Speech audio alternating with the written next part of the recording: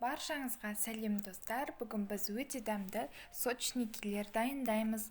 Ол үшін ыдысқа қантты, жұмыртқаны, қаймақты, тұзды салып, жақсылап барлығын араластырамыз. Сосын басқа ыдысқа еліктен өткізілген ұнды, сосын соданы салып, жақсылап араластырамыз. Ұнды массаның үстіне қатты сары майды салып, қолымызбен ұнтақтаймыз.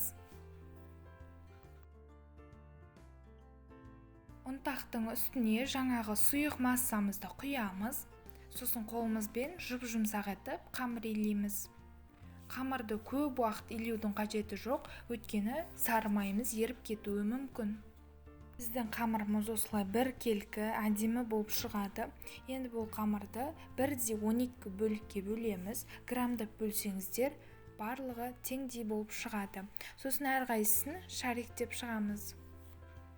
Енді салмасын дайындаймыз. Ол үшін сүзбені, ұнды, жұмыртқаны, қантты салып, барлығын араластырамыз.